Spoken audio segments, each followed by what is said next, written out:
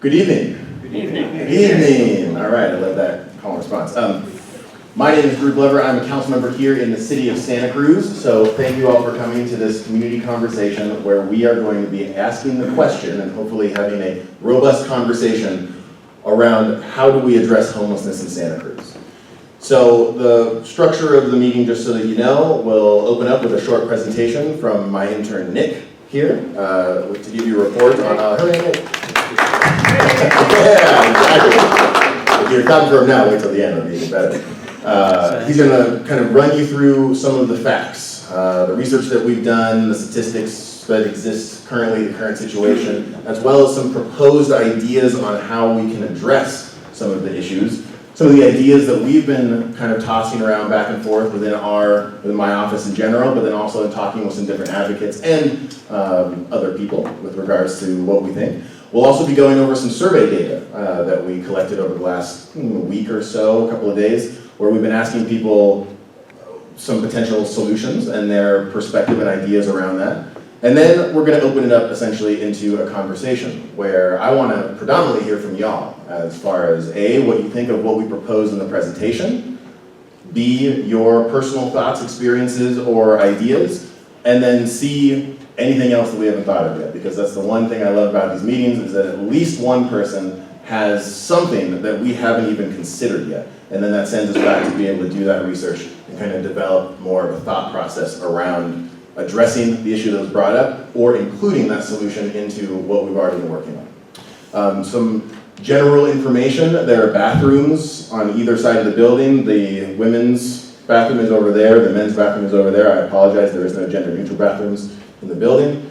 The bathroom code is right there by Robert, who you met coming in, along the wall right there. So you will need that, I think it's 4-digit code to be able to access the bathrooms. That's another topic of conversation. Long time with regards to access to bathrooms here at the community facility, which currently are locked and unavailable to anyone that's not actively involved in a program at the center. So that's a whole nother conversation for us to have. There's a water fountain outside.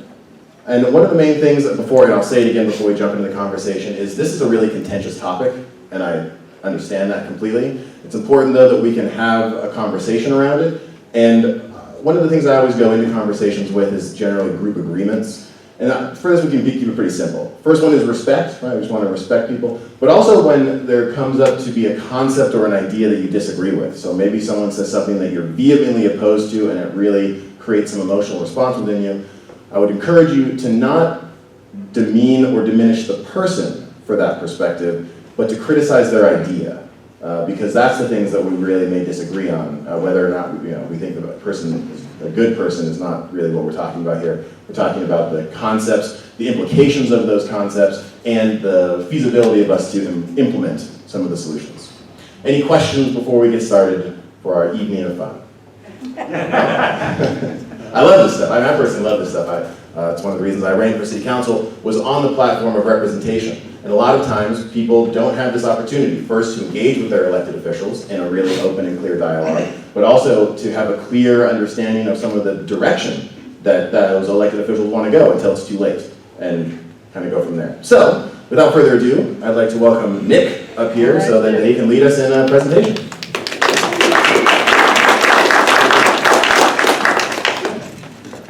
Hello. Hello. Okay, so yeah, my name's Nick. I'm one of the interns for Drew Glover. I'm also an undergraduate student at UC Santa Cruz, politics, legal studies minor. And yeah, so I'm here to basically talk about how, different possible ways we can address homelessness within Santa Cruz, some of the ideas that we've been working on, the research presented, and hopefully, the presentation won't be too long. What we really want to do is hear your thoughts on the ideas proposed and on any other ideas that you have in mind. So with that, so here's a little bit of data around the state of homelessness in Santa Cruz. Is essentially a report that was done, and it's based on 2019 data. Some of the certain things that we want to highlight is the major gaps in representation, as was discussed, but also resources. And I think that's one of the most important things we want to highlight, is that there are major gaps in addressing homelessness and within certain communities. First of all, 78% of the entire homeless population was found to be unsheltered. That is very important to address. There are, let's see, what else is it? Sorry. 85% of veterans, that goes to 69% of the chronically homeless, and half of unaccompanied children, and 95% of transition-age youth are also unsheltered. So there's a large swath of the homeless population that is currently unsheltered. One of the main things we want to highlight tonight is that we want to close that gap and try to increase the amount of people that become sheltered. So on any given night, it's important to remember that within the city of Santa Cruz specifically, there's around 800 people that have to sleep out in the streets unsheltered. One of the most important reasons why we have to highlight that is it's currently late November and it's starting to get extremely, extremely cold. So let's talk a little bit more about the current situation. There are a number of shelters within Santa Cruz. I've highlighted a few of them. For example, there's the Salvation Army Shelter, there's the Homeless Services Center, the Rebel Family Shelter, Faith Communities, the Jesus, Mary, and Joseph Home. These are a variety of shelters throughout the city and county. Other resources include the Warming Center, which basically provides a warm place during the coldest nights. Encompass Community Services, the United Way, the Association of Faith Communities that does a safe space program for safe parking, and also the safe parking program through the Santa Cruz Police Department, which has just opened recently, where they are also opening up safe places to park at the police department. But what we really want to talk about tonight is the winter shelter crisis and the lack thereof of winter shelters. So it's obviously getting a lot more cold out. It's November, it's beginning into the winter, and this is one of the most critical periods of needing to address the lack of shelter. One question, what do you mean by transitioning youth? Transition age youth is like going from kids to adult, like 18 to 24, like my age, essentially. And also, could you describe what you meant with 95%? You said 95% of that group is without shelter. So what the data says is that 78% of the total population of the homeless community is unsheltered. That's according to the most recent 2019 data. I can jump in here. The definition of sheltered by this count, it's called a point in time survey. Is anyone familiar with that here? Show of hands. Okay, so every 2 years, if not, they'll be connected to this. Every 2 years they do a point in time count where they go out at about 4:30 in the morning and then they count as many people as they can find until 10 a.m. And they take those numbers, they quantify them, and they turn them into these reports, essentially. And the way that they consider unsheltered people are not people that are in transitional places or couch surfing or, I think living in their cars is not associated in unsheltered. They're people that don't have any kind of container for themselves to be able to be in outside of the elements. So that's their term. And also I believe transition age youth is also people transitioning from the foster age. Foster age youth transition out of foster care, which is 18, and then out onto the streets, which is a huge issue in the foster care system. So let's talk about the winter shelter crisis. So the current situation is that traditionally the winter shelter season begins on November 15th. That's the date that becomes the kickoff for when we need to start thinking about sheltering the homeless population during nights where it's particularly cold, which means it gets more and more dangerous. This is when the most severe weather conditions in Santa Cruz occurs, or begins traditionally, and currently there's not adequate shelter space to shelter everybody, to guard them and keep them safe from these extreme weather conditions. So that is a very important issue that needs to be addressed. We need to find a place to increase shelter capacity in order to house give everybody the proper shelter in order to keep them away from the dangerous conditions of the winter season. And, just really important to highlight that lack of adequate shelter is extremely dangerous.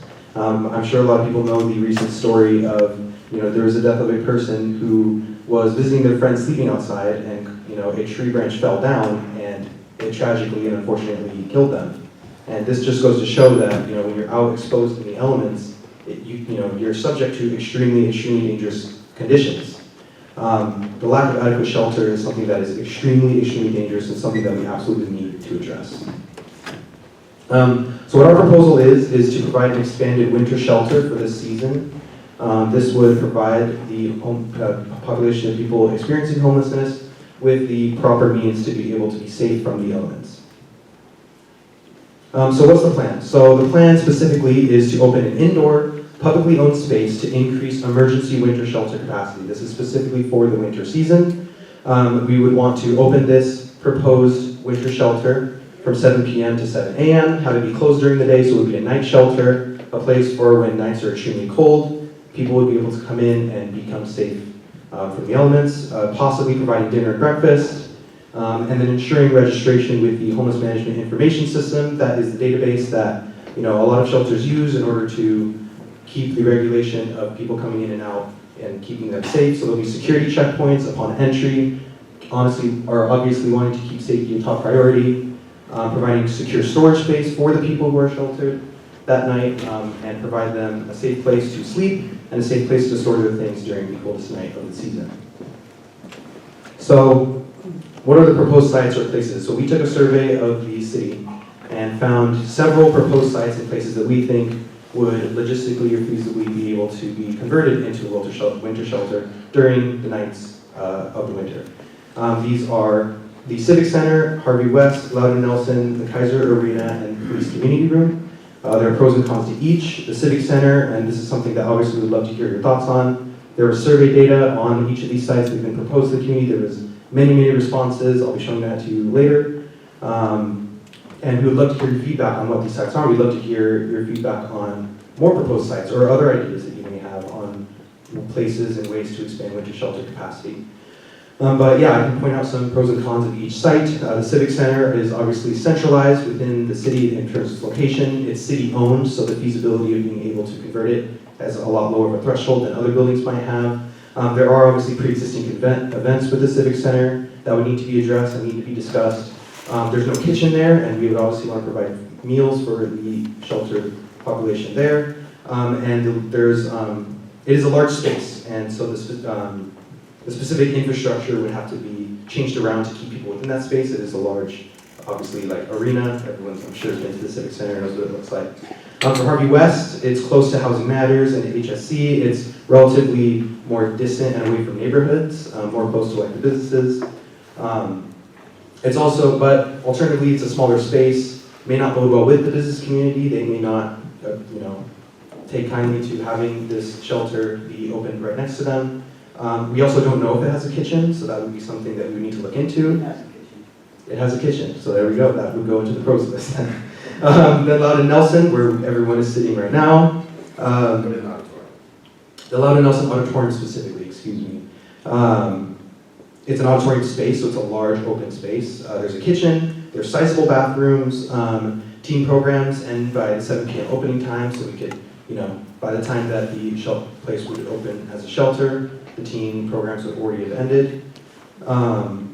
But there's obviously proximity to a neighborhood, and there's impact on events like this, other events that may be happening. Who knows to what extent they may impact certain events.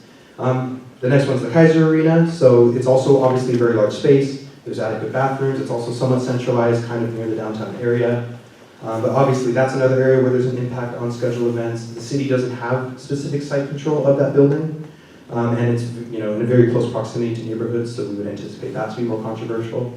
Finally, the police community room. So it's a medium-sized heated space. There's access to bathrooms again. It would be very secure. But the cons would be that there's an intimidating nature between the police department and members who may come into the sheltered population in relationship to unhoused people. There's no kitchen, and again, the proximity to neighborhoods. So there's pros and cons to each building. We'd love to hear your thoughts on what you think of these proposed spaces, or if you have any other ideas on proposed spaces for a winter shelter site. And here's just sort of the shelter locations by the map. You can see all these little blue pins. Down there in the south is Louden Nelson, the police station, and the Kaiser Arena. Sort of in the middle there is the Civic Center, and up in the top left corner is the Harvey West Clubhouse. Okay, so we, after discussing this list of proposed sites, we gave a poll to the community and said, here are a list of where we think that emergency winter shelter should take place. What are your thoughts? Maybe kind of hard to read. So Civic Center Auditorium, Harvey West Clubhouse, Kaiser Arena, Louden Nelson, and Police Community Room. So obviously the Police Community Room got the most votes, Kaiser Arena in a close second. and the least popular being the Louden Auditorium. And again, we'd love to hear what your opinions on each of these sites are, or what you think about this particular issue. Yeah, of course. So this was interesting, just this whole process of the surveying. There were a lot of responses. There was a second question after this that asked, if you have other ideas, please provide them. And we specifically distributed the survey through a variety of different channels. So not just advocates of people that are outspokenly in support of people that are experiencing homelessness, but intentionally in the networks of people that vehemently oppose supporting people experiencing homelessness, as well as any additional city services, and ideally, in their perspective, a lot more criminalization of people experiencing homelessness. So we tried to make it so that there were kind of two different biases that were coming at it at the same time, as well as people that were just observing and participating. Some of the responses, of course, as you can imagine, from the other group that is not more supportive, were less constructive. So it's really interesting, and this is something I was talking to Nick about, is that there's a trend, it seems, is that people are willing to say no very consistently to a lot of ideas, but when it comes time to ask them for their perspective, they're very quick to turn to insults, dismissive statements, or a lack of input altogether in unrealistic suggestions. The other side to that, though, is that there were people that replied, that this is social media for you, you say, hey, take the survey, and then they reply in the comment section of the link. So there were some great suggestions there as well. One of the ones that was suggested was the old Dominican hospital, which is at the end of Broadway on Frederick Street, essentially, right there, which has been apparently decommissioned according to this person's comment and could be opened up for additional spaces. So it's that kind of input that we're looking for from the community, not just what do you think about our proposed locations, because as we mentioned, there are pros and cons with each, but what creative solutions do y'all have? And during the comment, or during our communication time back and forth, I'll read some of those comments of some of the other locations, and we'll see what y'all think about it as well. Okay, so moving on, we're going to switch gears a little bit to talk about a similar issue, also extremely important, and that's the issue of transitional encampments. So we've been looking into research into how transitional encampments work, what they are, and what the data says about how effective they are. So what is a transitional encampment? A transitional encampment is a shelter that provides emergency accommodation for those experiencing chronic homelessness. It aims to provide both stability, so a stable place to live, and resources to provide them the means to transition into permanent housing. So what do transitional shelters or transitional encampments look like? There are many forms. We've seen models with tiny homes, with pods, with tent-based transitional encampments, but the data says that they are proven effective in transitioning members of the homeless community into a more permanent living situation. We'll be talking about some examples and ways in which that plays out.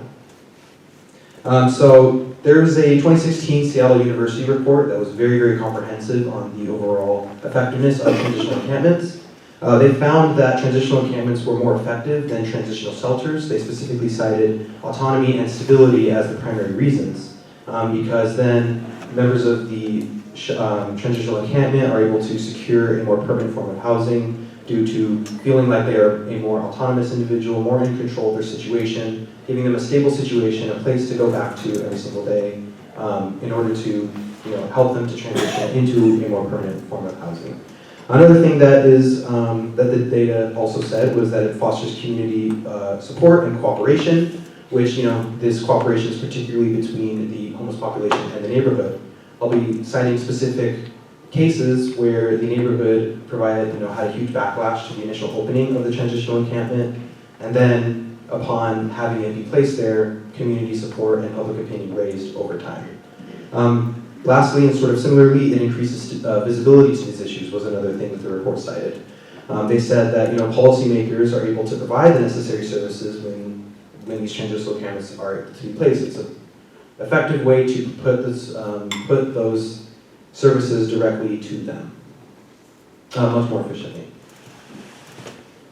So here's one example of a transitional encampment. We're going to be providing a few examples of models across the country. Dignity Village in Portland, Oregon houses 60 people a night with housing completely made from recyclable materials. A lot of transitional encampments actually use this. They'll take recycled materials from the city or other areas, and will use it to create tiny homes, pods, etc. They are a winter-only shelter, but they provide temporary housing, but it's a democratically run, community-focused shelter. Kenton Women's Village was originally a limited duration pod village, was what it was called. It was for 14 female-identified people experiencing homelessness in Oregon, and they were each housed in a micro housing sleeping pod designed by local architecture firms. And it's a village-style community. As you can see, it's sort of just like a small group of tiny pod-based houses in a community. There's a variety of services offered on the site, including mental health services, there's shared food storage, mailboxes, addiction treatment referrals. These variety of services are what a lot of people cite as the primary reason why transitional encampments are so effective, because when you provide those services directly to the people in the encampment, it's much more likely that they will be able to find permanent housing and transition to a more stable situation. The data specifically of this site, showed that almost 60% of their original population have already moved on to affordable housing. The village has already scaled up, has already increased its amount of people who are part of it, and it's seen as a really, really great success. Another example is Seattle. This was also, their transitional encampments were proven to be extremely effective. There was a positive relationship formed between the neighborhood and encampment. This was kind of the main example of, there was a large initial community backlash to the transitional encampments within Seattle. But then when it came down to renewing the permits the second time around, there was a lot more community support, and the neighborhoods were found to have fostered a lot more positive of a relationship between the transitional encampment and the community that it resided in. Of the people who were in transitional encampments in Seattle, 26% went into permanent housing, 13% into transitional housing, and 13% back on the street. This ratio seeing success is only a small minority ended up back on the street. Most were able to find some other form of housing. Finally, Camp Hope in Las Cruces, New Mexico. This was actually cited by the United Nations as a best practice example for addressing homelessness. They successfully house hundreds of people a year. It is a giant transitional encampment within New Mexico, and it has also shown a great amount of success. They housed over 500 in 2017, 300 in 2018, and they continue to house hundreds of people a year. So I want to keep the presentation as short as possible because we definitely want to hear your opinions on all these issues. But in essence, winter shelter is currently extremely inadequate. That must change. We've provided some proposed locations, but we'd love to hear your input on what you think specifically about this issue and really engage in a fruitful conversation. We also wanted to address the broader issues such as transitional encampments, the effective examples that they've shown, the positive outcomes that's happened, and the stronger community support that has been fostered as a result of those encampments. Thank you so much, and we can open it up now. Thanks.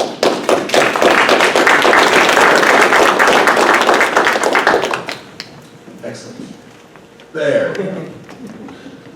So, getting a lot of interaction on our online, which I'll read a comment that just came in a second. But a lot of great information, just in a short amount of time.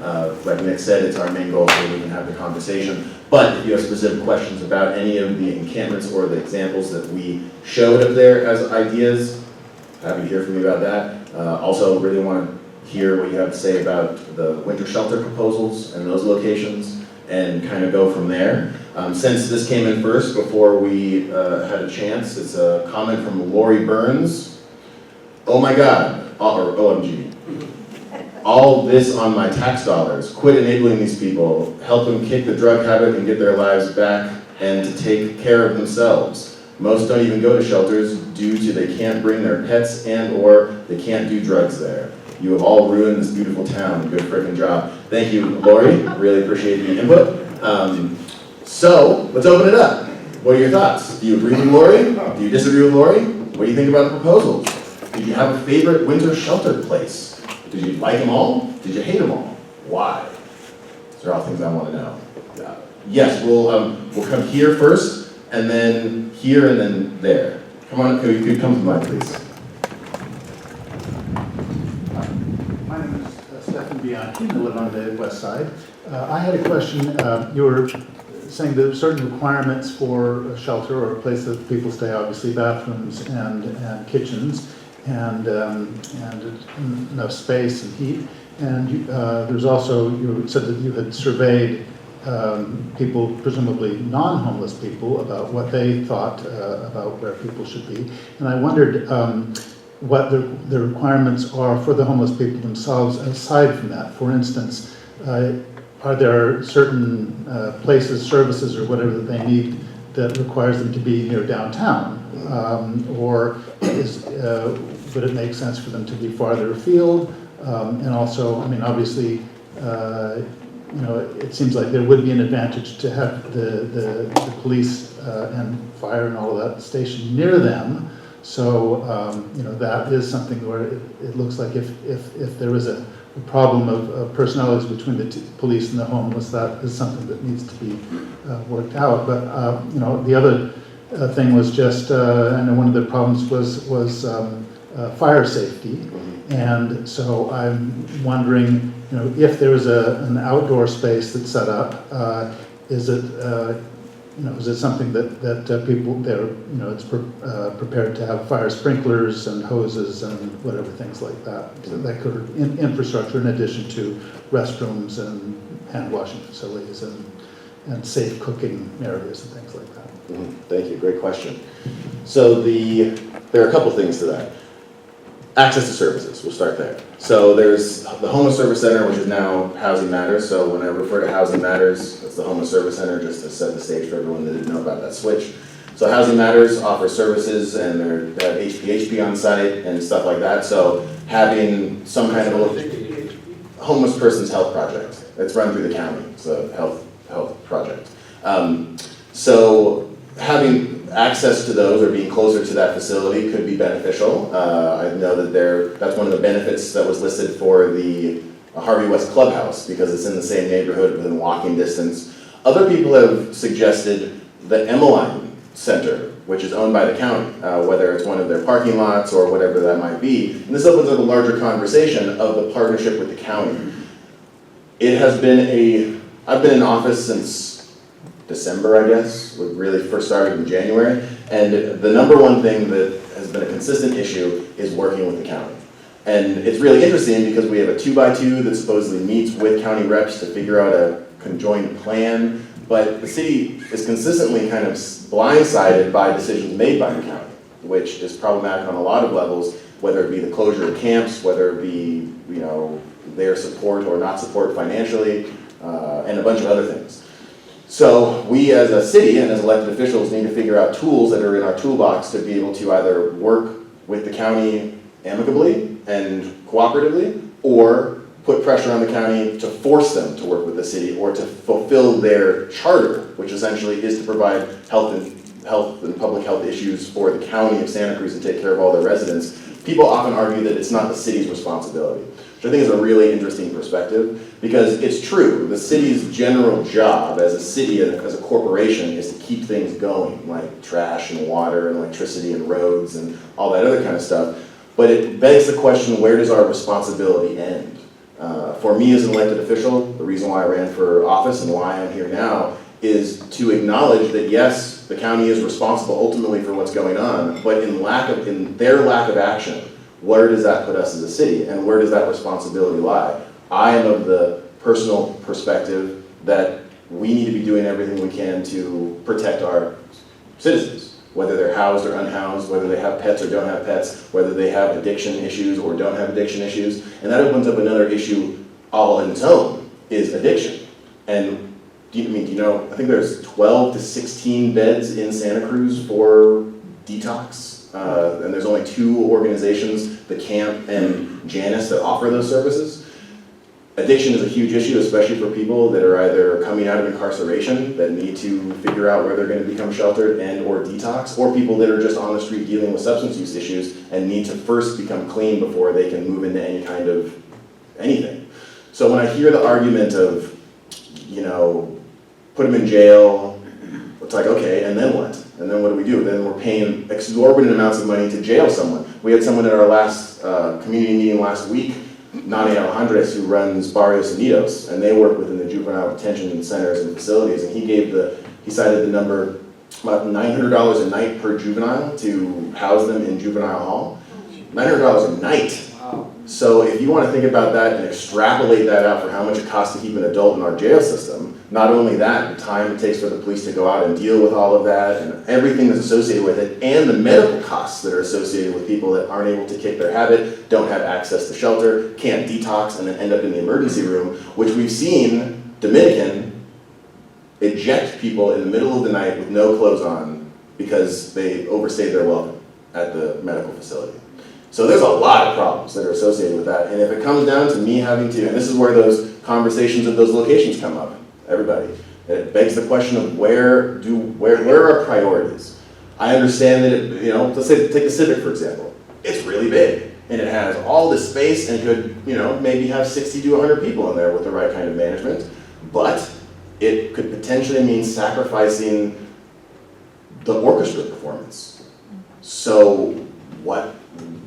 It's a values question. I think orchestra is incredibly important. Arts and music, we should be supporting those as much as possible. But if it comes between having people enjoy an orchestra or people dying on the street, it's a question that I pose to all of you. Is the Civic Center a viable location for us to have those kinds of things? So hopefully that answers your question with regard to access services, but also the larger landscape that we're dealing with homelessness in Santa Cruz as a city and the implications of the county. Because a lot of people say, and then I'll move on to the next people, a lot of people say whatever happens in Santa Cruz affects the rest of the county, especially with our policies. So it's a tricky one. We're going to go here, and then back there, and then back here. Oh, all right. Okay, so remember, I'm going to count on you to remember your space. We have you, and then we have you in the back, and then we have Tyler, and then I saw Satya, and then I forget your name, I'm sorry, and then you, and then you, and then you. Remember, because I'm not, and hold each other accountable, because I'm not going to remember that. Yes? Hi, my name is Judy Myers, and I served on a civil grand jury 98, 99, and this was a big project that we were kind of looking into in terms of keeping people housed during the winter months in the armory. And I was just wondering, in the whole list of all the places that you have, I didn't hear like the numbers of people that would be accommodated or could possibly be accommodated in each of those locations. And that seems like a pretty important piece of the information. And one of the things that we came up with in terms of the recommendation for this kind of challenge was putting together collaborative programs with city, county, the health department, the health services, and whoever else might need to be involved, whether it was the policing, but also food that was to be provided, that it was way more effective to put these collaborative efforts together so that you could apply for grants and money and through, funding either through community foundation or federal grants or state monies. And I was wondering what kinds of things are actually available for this kind of situation. Because I know at the time it was mandated by the state to provide these things for our county. Now, is that mandate still in place, or is it mandated federally? And if so, is there funding available to fulfill that mandate? So let's see, what's the other thing? So I think that it's really important to figure out how much bang you're getting for your buck and how much you can put together in terms of a collaborative effort, because collaborative efforts always tend to get funded much better and have much more effectiveness. So has that been a part of what you've looked into?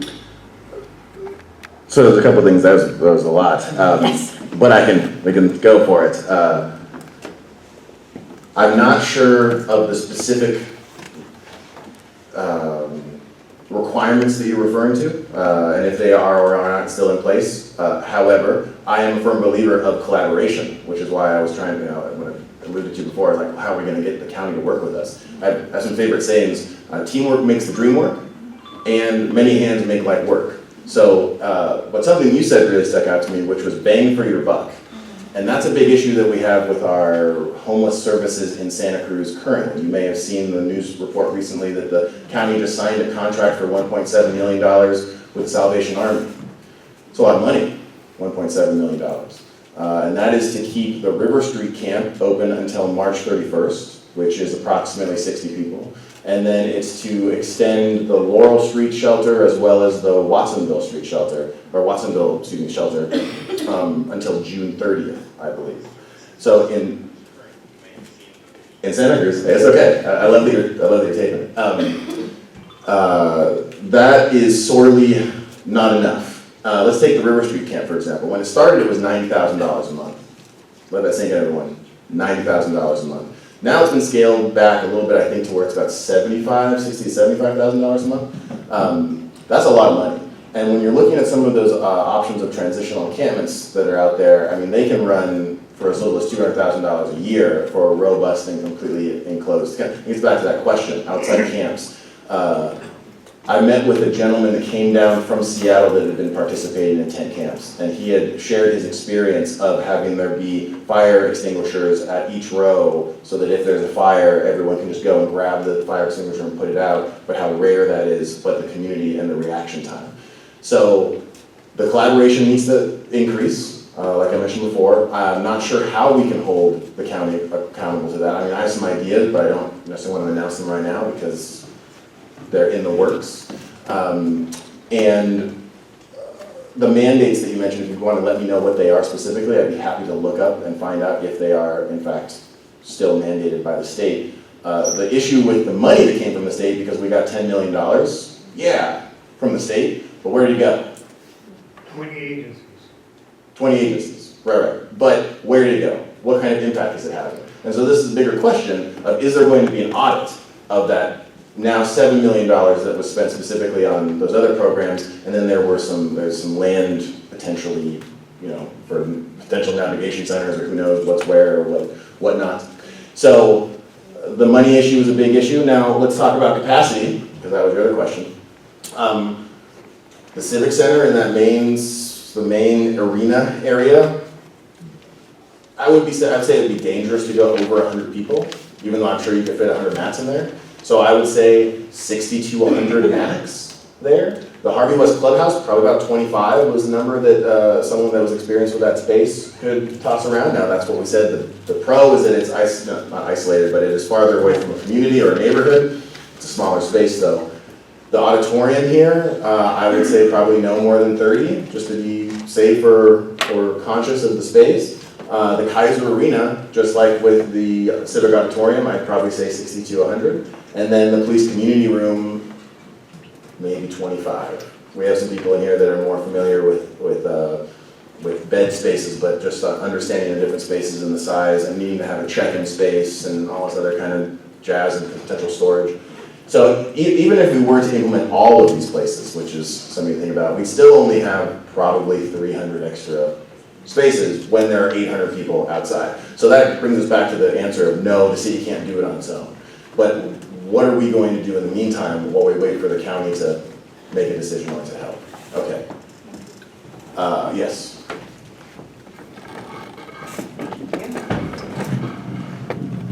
So my name is Alicia.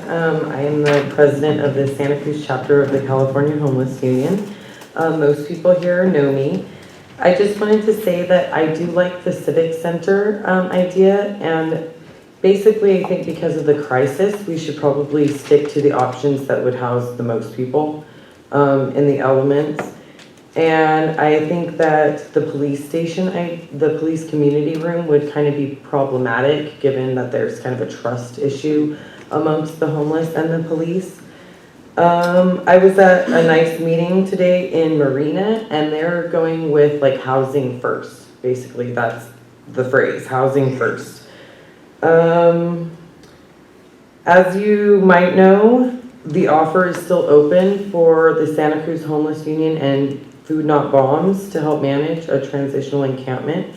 And so we've been requesting an area to do that right away because we are in winter and we're worried. I don't know if everybody knows, but in addition to Desiree's death, this past Sunday, a homeless woman was found near Cedar Street, passed away on the sidewalk.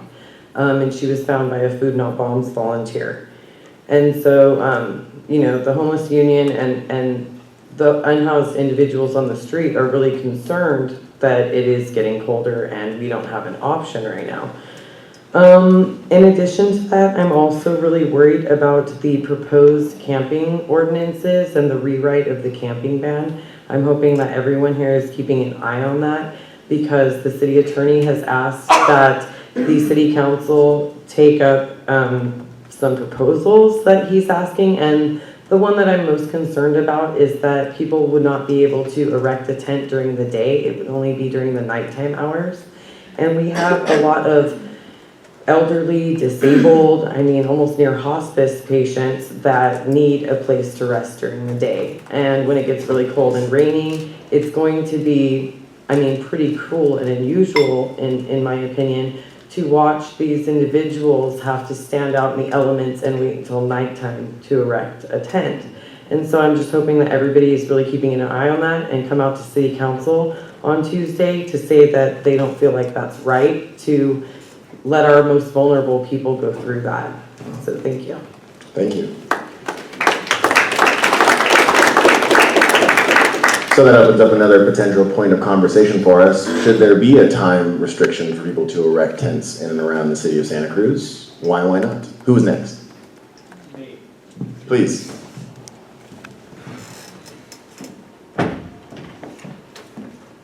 Hello. Hello.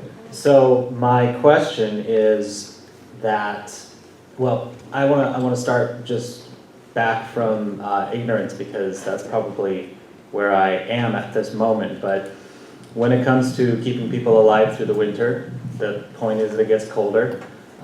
Is there any reason why that's impossible to do where people are at right now and making where their spots are more livable as opposed to trying to make a spot for them to go possible? I mean, might be simpler to get them survival gear that is, you know, available rather than fighting a much larger battle. Just thoughts. Thank you. So a proposal to potentially, instead of focusing on a winter shelter, provide emergency survival gear to the people that are already living outside.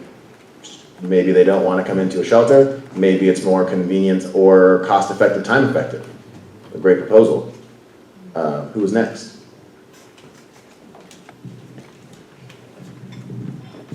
Hi, I'm Santi O'Ryan. So I noticed that there are 85% veterans. And then what about the Veterans Hall? I mean, that's a good space, it's got a kitchen. So I, wondered about that. I've heard it talked a bit on Veterans Armistice Day where they were talking about it, some political issues around that, I don't know. But also, I was wondering about, I've heard the Portuguese Hall down near Harvey West.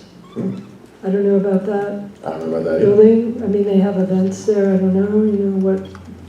We have people, so just so you know, this isn't just going in one ear and out the other. We have people taking Okay. notes on everything Okay. that y'all are saying. Okay, good, Yeah. yeah, so I was wondering about that. And I mean, I just have an opinion too about people being forced to take their tents down during the day, which I think is completely draconian, that it's no way that should happen. So I, for one, plan to be there on Tuesday to speak up against that. It's just, I mean, to me, it's like this idea of calling it camping even. I mean, this is not camping, this is living. These are homes, not camping trips. Right. Survival, I think is the way to look at it. Thank you for that. Let's talk about the Vets Hall for just a second. So I think I can talk about this. Anyway, the Vets Hall is a totally potential location, and I've been in communication with the leadership of the facility, and they could potentially be open to it, but the issue is that there are blocks from the city, permitting issues, that currently inhibit them from doing it. One of the permits restricts them from having anyone sleep overnight in the property, and the other one is that they have to have everything that they're doing program-wise end by 10. The city can change that and alter those permits, but we need to do that as soon as possible if we want to even explore the possibility of the Vets Hall participating in that role. But with their new leadership, for those of you who know, they got a new executive director and their board is fantastic. They have already partnered with, so for example, Food Not Bombs to allow them to use their kitchen to cook for people that are experiencing homelessness for their weekend meals. So they are ready to come to the table and participate as readily as we make it possible for them to do so. So it's something, good suggestion, I'm glad you mentioned that, and yes, veterans in general. We had someone come to, we have a lot of people, veterans especially, come to city council at times and speak about their experiences or their frustration with the city and how certain things operate. Hopefully we can address that. Who's next? I think it was you. Is it me? Yeah, Taking a long way. that's okay. Great shoes. Great, thanks. So my name is Wesley Van Camp, and I can't believe we're even having this conversation. I think it's an all the above, so check the box, house as many people as possible. And I'd like to say that from the perspective of where I live, which is right across the street on the corner of Maple and Washington. I do have 2 children. They're 12 and 14. We live in this neighborhood. Louden Nelson Community Center has a high homeless population that already exists here. It makes no difference to my family or to me whether or not we continue to allow them to have emergency shelter there. That's it, thanks. Thank you for that input. Especially from the perspective of someone that lives in the neighborhood. And I know, especially because I've spoken with some of the other folks that have come to community meetings about the impact of not having access to bathrooms, especially at night, and how that results in there being hazardous materials left in and around the neighborhood because people don't have access to bathrooms. So having a shelter here may limit or reduce that, even if it's just in the evening, which could be good just because of the lack of access to bathrooms. They're here, and then here, and who's else? Here. Oh, wait, you next? All right, yes, we have him first, and then there, and then there. Oh, see, this is why I was like, remember. Does anyone else remember? Well, have you come next? I apologize. And I'm sorry, I could have been Ryan, I just remember trying to be after that person. Yeah, I thought I was too. You want to come? I'll No, start. please, you're already there. Thank you for understanding, everyone. Maybe I should have someone taking stack. Definitely. I think assigning numbers would probably straighten it out. Good deal. All right. Thank you. See? My name is Brent Adams. I direct the Warming Center program and the day and night storage program. A couple things just to answer really quickly. There was a county mandated funding stream, but the county actually opted out. The Office of Emergency Services decided not to take that state money anymore and then not be responsible for human beings who freeze at night. You'll see that we're responsible for succulents coming in, agriculture, livestock, things like that, but there's no county really mandate these days for people who sleep outside. So we really have to change that within the county. Of course, the people who live in the city are city residents and county residents. So sometimes we end up in meetings like this about we're the city, but we really have to be pressing ever more on this county. It's much more appropriate that they have these meetings, but they play hot potato with homelessness, and they say, well, we don't deal with it, that's because of the city. And we should be very angry when they do that, because and the city also plays that game. Mm-hmm. We're not doing it because it's the county. And we actually, the people in this room, most of us are county and city residents. So they insult us by playing that game with us. Additionally, the Armory, we should be talking about that. It used to be, the winter shelter used to be at the Armory, but because it's $250,000 that they charge the system, which, why do they charge it? That they're actually given that space for free years ago from the city. No, that's the state, right? Just want to clarify. No, that park used to actually be city. You know, it was a bequest for whatever. There's a long story there.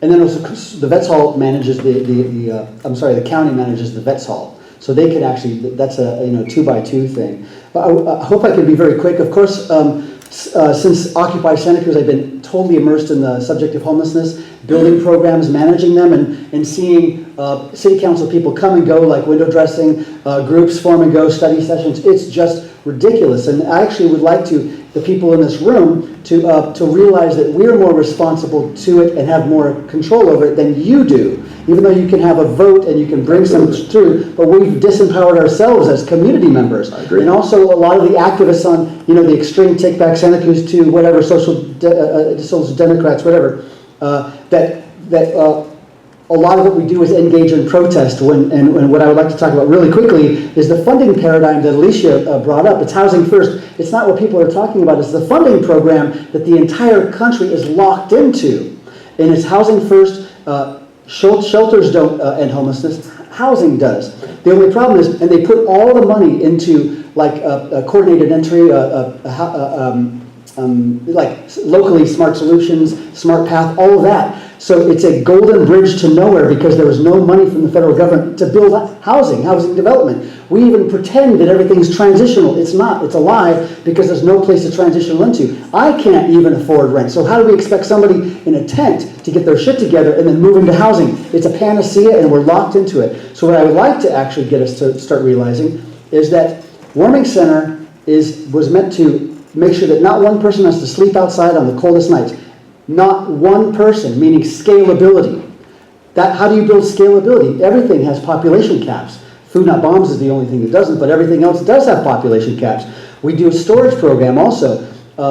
Every person that comes in the door gets the service. Laundry, we're doing laundry for every single person who can make it to our place. Free. All these programs. Scalability. And so with the Warming Center, we discovered that they have traditionally 100 people at the winter shelter. I'm going to take a few more than that. 100 people. We got to respect everyone else too. I am.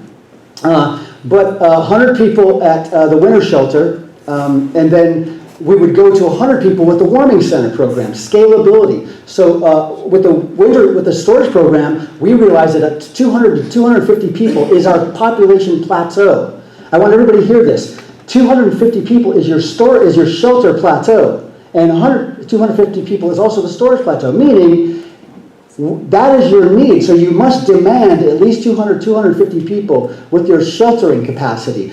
Whatever we're talking about, it's scalability. We end up caught in these arguments meeting after so many homeless meetings right now, it's ridiculous. Mm-hmm. So what I'm trying to encourage is demanding more of a community input. We actually have more control. Like our program, I don't get one penny from the government right now, and we're doing 3 huge programs that are scalable, including making sure, and what we actually need to demand is making sure that the Warming Center has everything it needs to take care of 200 people this winter. Do we? We don't. And that's what I want Drew to be standing up and saying, we actually need the county and the city to help making sure that Warming Center has what it needs to, because we actually reduce death. Our mission statement is to reduce the experience of hypothermia and the occurrence of death. What other nonprofit in this entire country has the word death in their mission statement? Thanks. Thank you. Okay, in the back.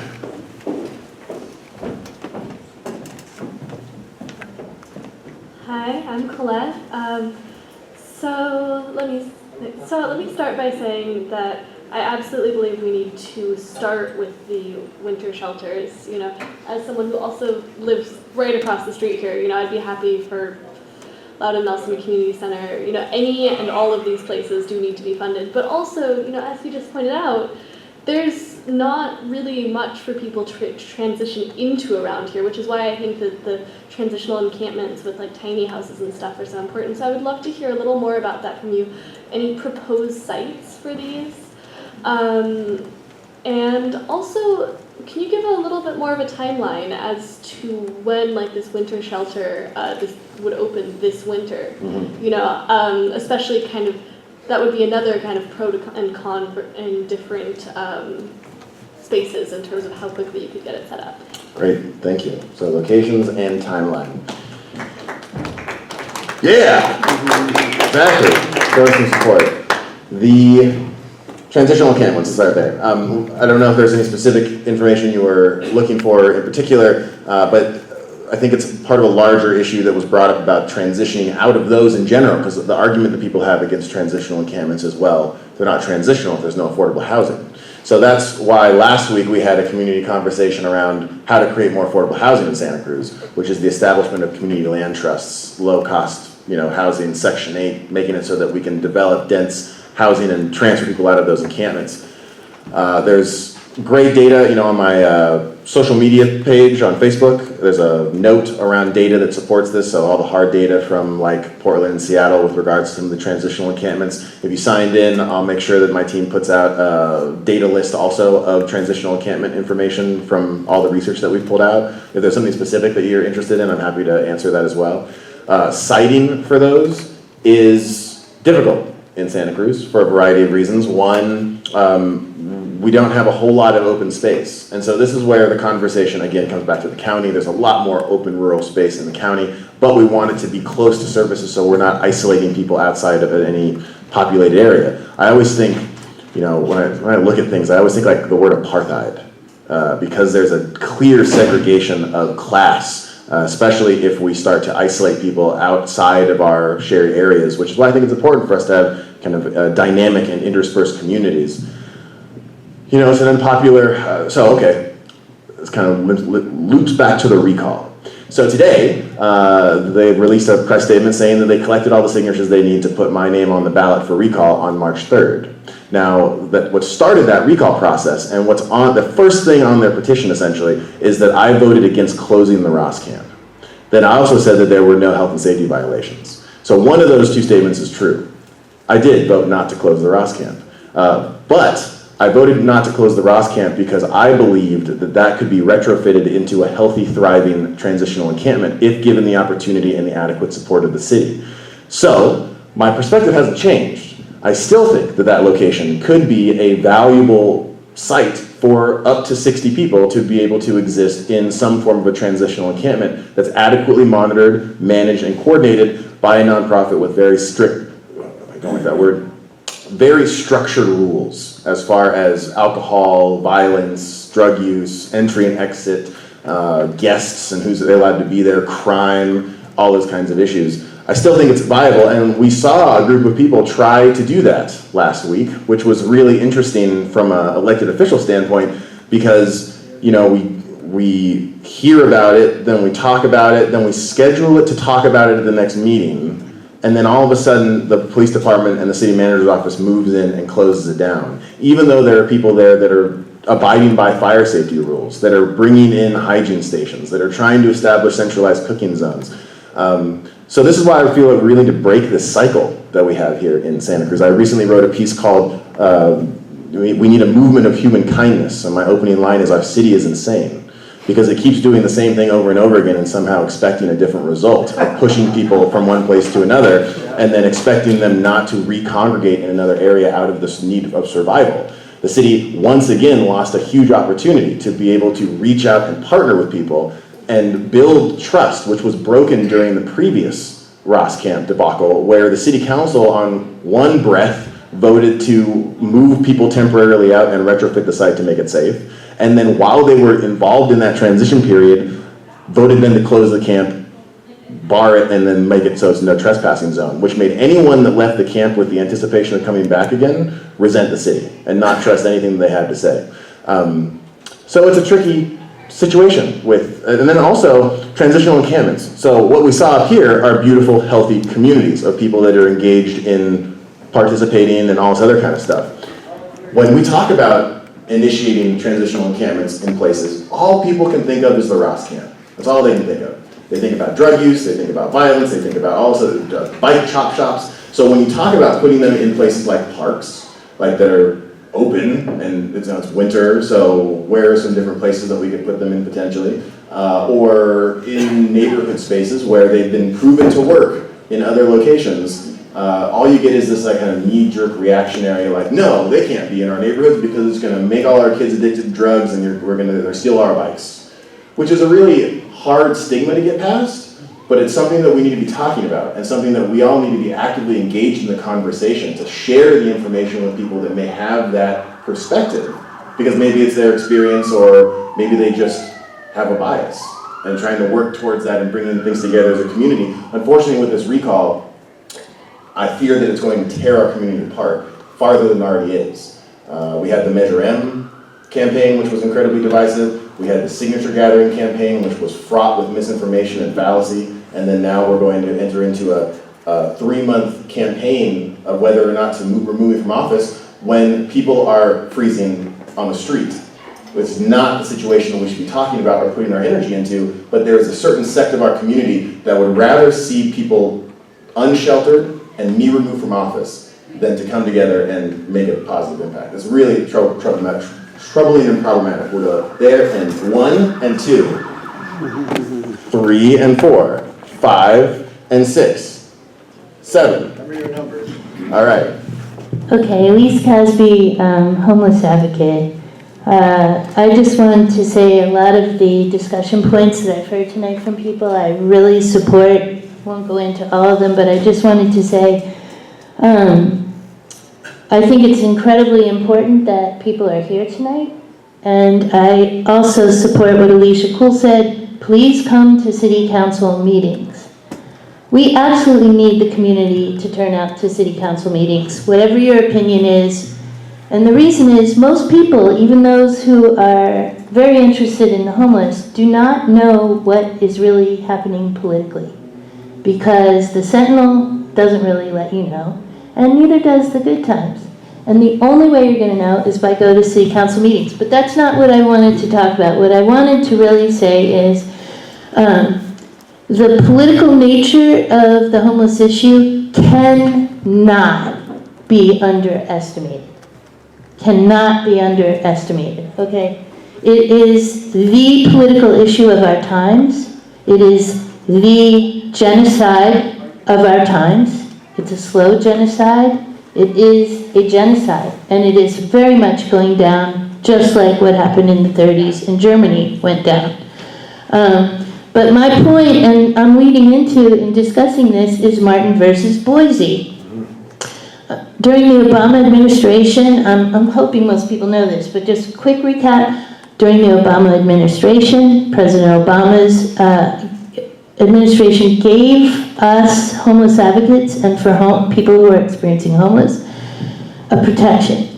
And that was, if you are engaging in survival behavior, such as sleeping or trying to go to the bathroom, you cannot be just pushed out of a park by tickets, by move-along tickets, all these things that are currently being used, especially in Santa Cruz. Of all places in the world. Santa Cruz is the #1. Nobody has it much worse than homeless in Santa Cruz for being hated on, for being moved along constantly, for being sleep deprived. So the Martin versus Boise decision is about to not have enough shelter beds that are actually viable for homeless people, but to continue to move people along is engaging in cruel and unusual punishment under the Constitution, I think it's Amendment number 8. So I'm mentioning that because people like me who are familiar with city politics and county politics understand that right now we have a very concerted attempt under the camping ban ordinance to fully undermine Martin versus Boise in Santa Cruz. So Martin versus Boise is the ground of any right we have in the United States to not die of freezing to death or whatever. Whatever programs, whatever transitional encampments aside, please let us all get behind understanding what Martin versus Boise actually says. Please look it up, read it for yourself. It's not the panacea. What it does is say that if you're trying to sleep and you're exhausted from 5 nights of move-along tickets, you have the right to collapse and try to sleep and survive in our public parks at night. So this city right now is doing its level best. And a lot of the people, by the way, are very, very deceptive. They look like they've been homeless advocates forever. Okay, I could name names, but I don't want to be that pointed. But they get named as the people who really care about homelessness and have been talking about it forever. They don't care. And they are the people that discuss whether it's okay to have a blanket at night. In sub-freezing temperatures, you need a sleeping bag. A blanket is not going to do enough. So I'm just saying, please know about that. And the issue is, and I hope we will all not skirt over this issue, the issue is survival. Survival. So whatever options we come up with and whatever we get behind, and Drew, thank you so much for your amazing resilience in the face of this bogus political recall, one of the dirtiest campaigns I've ever seen in my life. Thank you for bringing this discussion, nevertheless, because a lot of people would have stopped, but please don't leave it to somebody else to come to City Hall, because homeless people are dying because we think we know what's going on, and in fact, Bernal, Kandati, Cynthia Matthews is one of the coldest-hearted people I've ever seen in the face of homelessness. Don't be fooled. We need you to come out and say, full-on Martin versus Boyce, we want it supported. People have the right to sleep. Until we figure these solutions out, they have the right to be in public parks at night or whatever and survive. Thank you. Thank you. Passion. That's good. 2. Were we 2? We signed over that. That's as good as I can get. Okay, so thank you so much, Drew. My name is Amy. I'm serving on the city's Community Advisory Council on Homelessness right now. And I just wanted to make a couple of announcements for people in this room who are interested in these issues. And that is that we're beginning to embark on our community input process.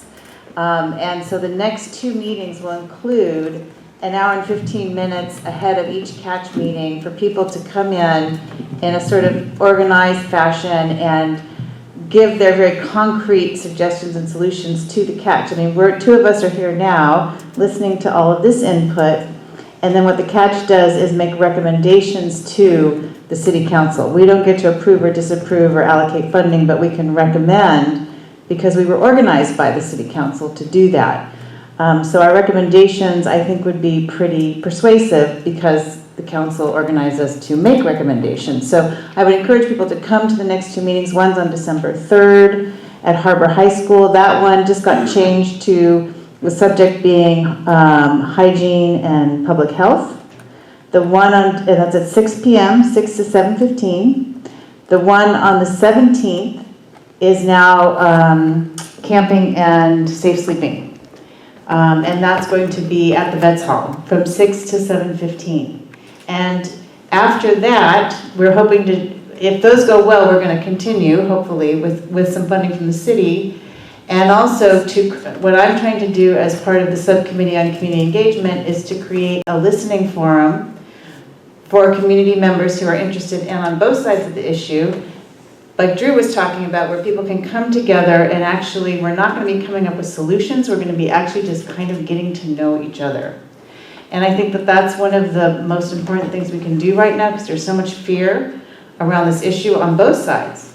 I know that on one side it's a life or death situation, though, so that's real and true for me. But there are people who have fears that are sort of blocking solutions, creative community solutions. So I'm hoping you'll pay attention to the catch. Our calendar is on the city calendar in terms of our meetings. Also, if you're interested, we made some motions already. One was to, where is that one? To create a winter shelter, an emergency winter shelter. So that's going to the city council, I believe, on December the 10th. And that's all in our minutes and our agendas, which are all open to the public. So you can see what we've already created. And Rafa's on that committee. You can talk to him as well. And we're also looking at a wisdom council, wise democracy, and so forth. So come talk to me if you have questions. Thank you so much. Okay, Amy, can I see that? Can I see that real quick? Want to start it? Yeah, because it's got the different recommendations on it right here. Well, it's got some. I'm going to find it last minute. Yeah, it's right down here, which is interesting. So one of the things that came up since they were talking about safe camping and they have a safe camping subcommittee, there was a motion to recommend the creation of an additional managed low-barrier ADA accessible emergency shelter program with a sphere of influence of the city, either within the city limits or to be open this winter. So that's what Amy was just mentioning with regards to winter shelter. So it's great to, there we go. So it's great to have that recommendation coming from the catch, and it's a really good opportunity, hopefully. And it's interesting though, and it was a little disconcerting because those recommendations came when? When did you make those? We made them on the 5th of November. On the 5th of November. So it's interesting that they were made on the 5th of November, and there's already been one city council meeting in November, and there's going to be another city council meeting in November, but those recommendations aren't going to be talked about until December the 10th, which is strange. And this gets back into the timeline, who asked about the timeline with regards to everything. Sorry, it just popped back into my head. Ideally, because at this next city council on the 26th, by motion of the city council at the last meeting, we'll be talking about instructing staff to work with the county to open up additional winter shelter spaces. So ideally, there will be a decision made on this coming Tuesday, which will then be implemented sometime between then, and hopefully we'll get a report back by the first meeting in December, which is December 10th. So that's my goal, because by then, ideally, they'll have 2 weeks from the official direction. Now the trick is that partnership with the county part.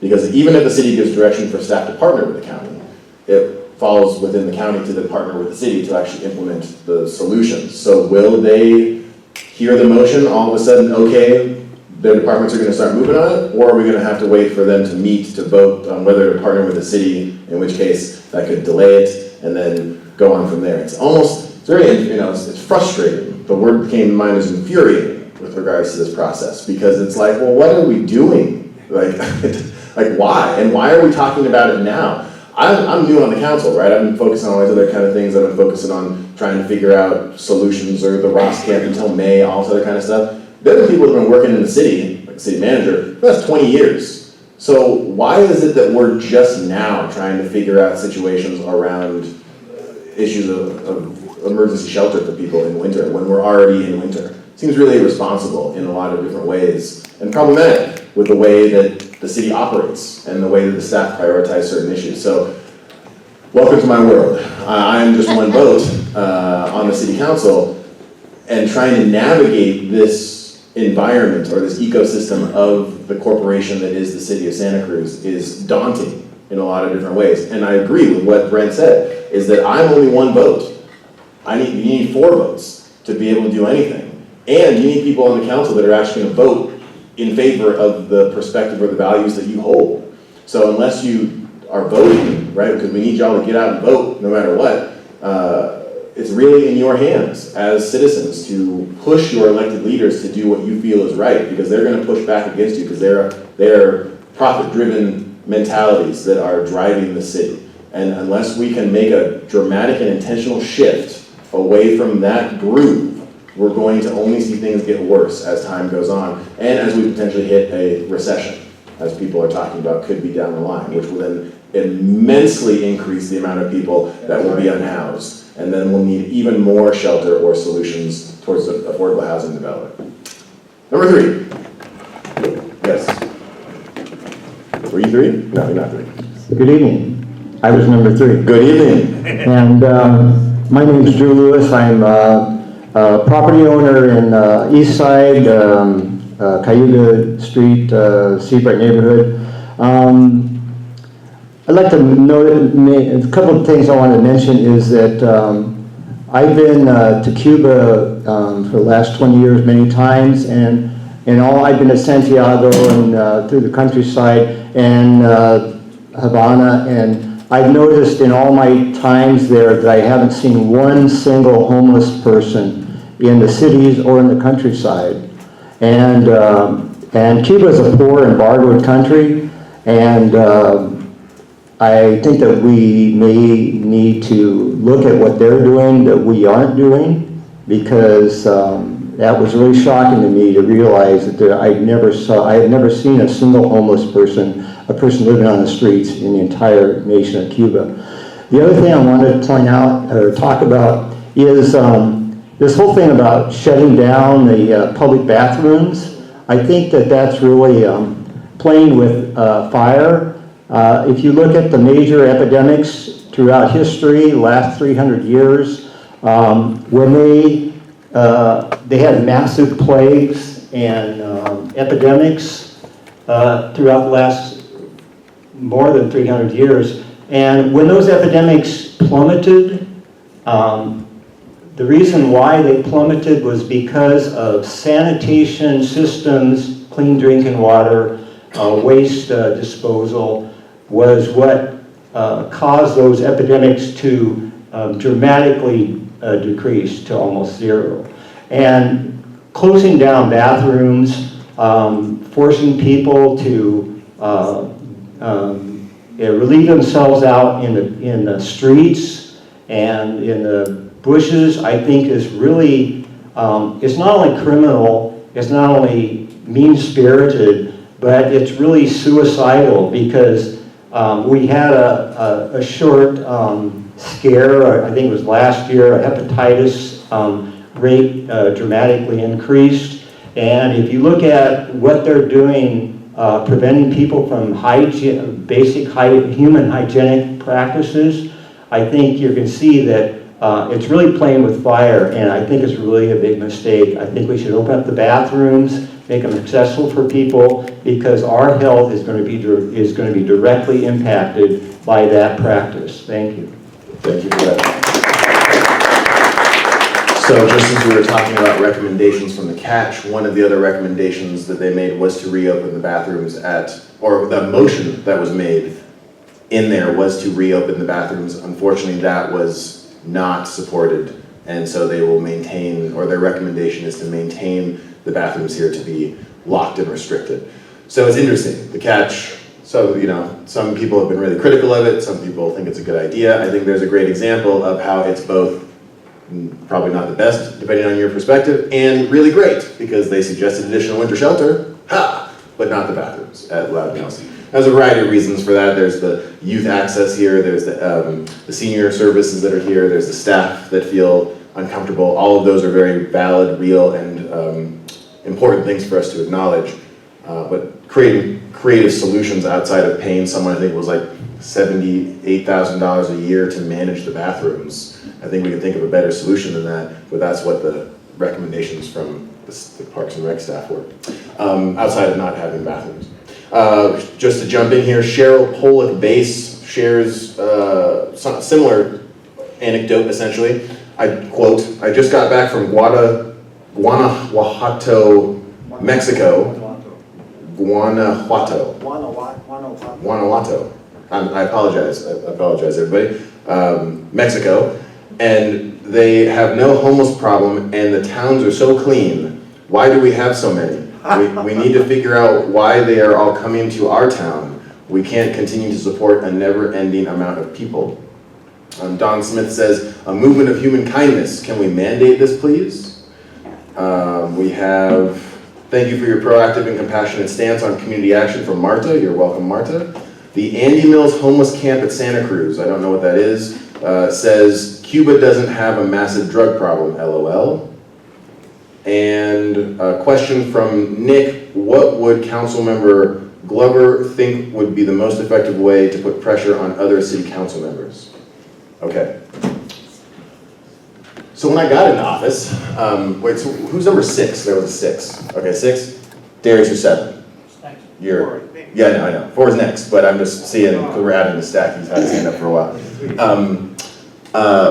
When I first got elected into office, I tried to put forward and get something on the agenda, which would have been a full kind of multifaceted proposal on how to address homelessness, which included transitional encampments, safe parking programs, and reopening the bathrooms. My request to put it on the agenda was subsequently denied by the mayor because, unfortunately, in our structure, the agenda has the agenda building control is given completely into the hands of the mayor. So I encourage people to write to the mayor. That was received very poorly by the mayor. So I would encourage you to write to your city council members and encourage them to be proactive in these thought processes and to encourage them to look within themselves and put themselves in the shoes of the people that they are ostracizing or displacing or criminalizing, or in some cases, anyway, disenfranchising, I think is a good word, and encourage them through phone calls, meeting with them, letter writing, all that kind of stuff. And then if not, vote them out of office. That's your other option with regards to elected officials. If you don't like us, remove us from office, ideally in the normal election cycle, because that way, you know, you don't abuse the process that is reserved for malfeasance or illegal activities, but wait for the process and then, you know, participate in the voting activities. 4.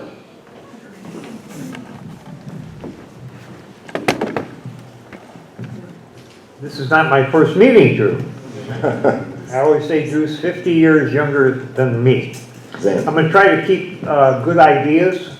I'm Richard Lewis. They call me Grandpa. I think I'm a Gray Panther, and boy, do I see some elders here. I'm going to stand for youth voice, student empowerment. Like Nick, he's done his research. There's my future mayor, youth city council. We got to come from new strategy. But I want to speak to 3 specific areas. I am a homeless vet. When I go home, I could be in the main house with 3 people who, when we got red tagged 3 months ago, are still there. I believe I can speak straight, and that we're going to move forward with the next generation commission. So we listened to that 18 to 40-year-old, and I think, where did he go? You were there on television. They said if you're a vet, we'll put you up in a motel, the county, when you were at that meeting, where the supervisor getting paid. Oh, I'm sorry. There we go. Yeah.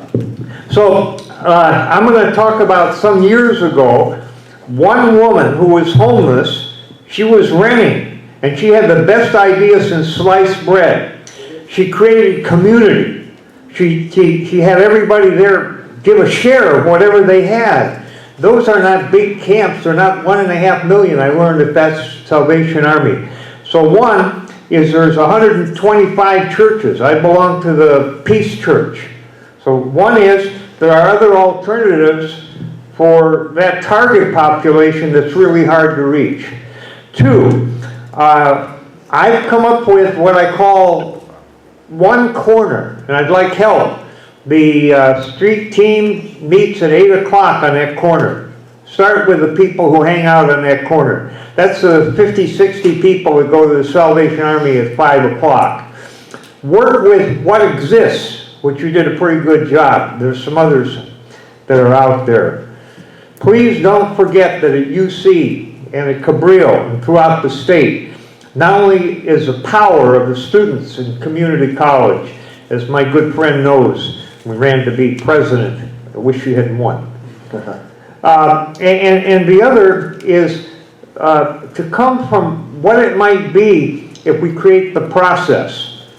Certainly I got good ideas. I don't need to get up here and say what they are.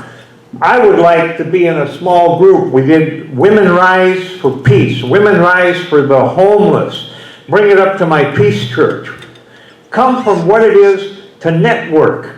As this is beginning to come together, to listen, what it is Emily Riley, she's one of the ones back in those days, and they had 5, 6 people meet once, and it was at the police community room. I brought that idea up to this group. They said, go do it.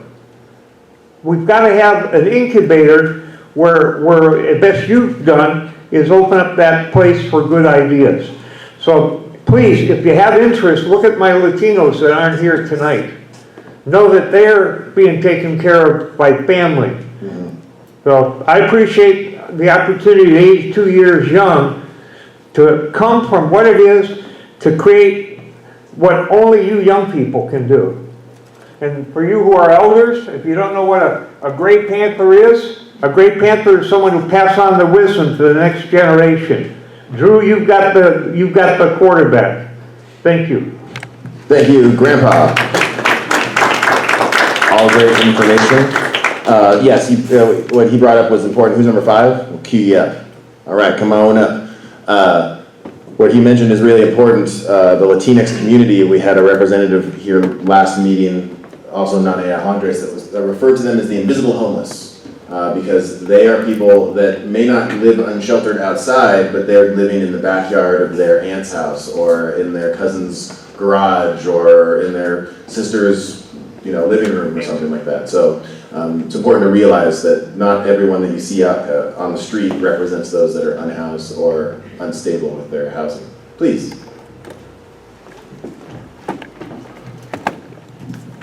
My name is Paul Franklin, and I want to acknowledge the value of the discussion tonight and the attempt to save lives. I want to acknowledge a friend of mine who was put up at the VFW Hall on 7th Avenue last season, and who lost his stuff. He would go to sleep, and when he woke up, it was gone. And it was so bad that it's like, no, I would rather sleep outside and be cold than lose my shit. So it's good to talk about this, but it's really also really important to talk about doing it right. Yes. So that people feel safe for their possessions, for their physical safety, for whatever. And I also want to acknowledge that I want to acknowledge the box, the context of the box of saving lives by housing people at night, but then in the morning they're back on the street, and what they can't carry with them, then that's gone. And so that's in contrast to the Ross camp, where they actually had the hope of setting up a tent, leaving stuff behind, being able to walk down the street without being easily identified as homeless because they've got all this stuff on their back. So dignity.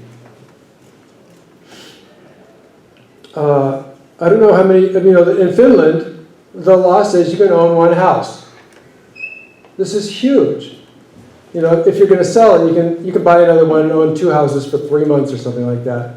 That's huge. But no, in here in America, in Santa Cruz, you can own as many as you can afford.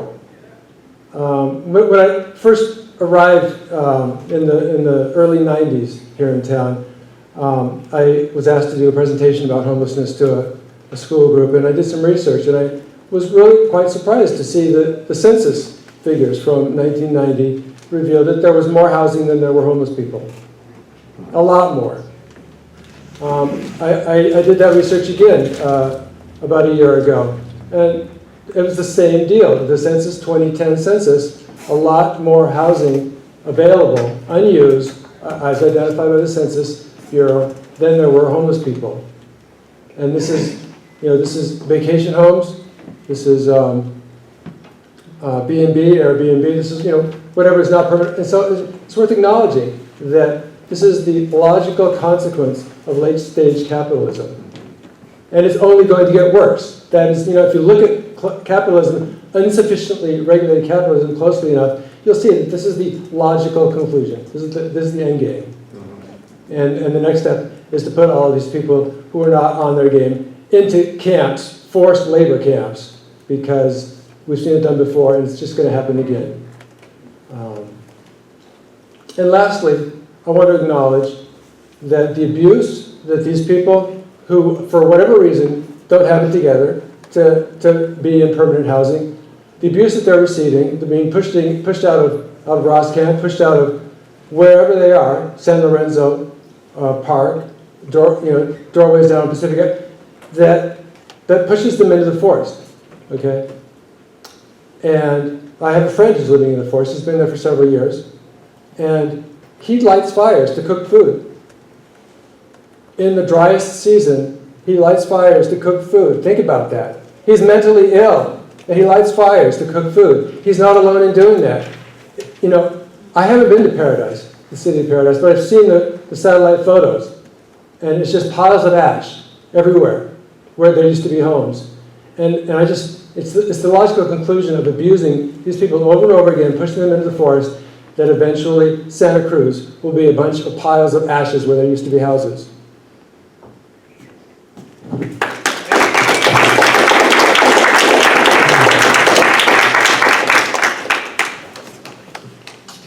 Intense and deep. You can come up to the mic, no problem. for number 6. You mentioned Finland.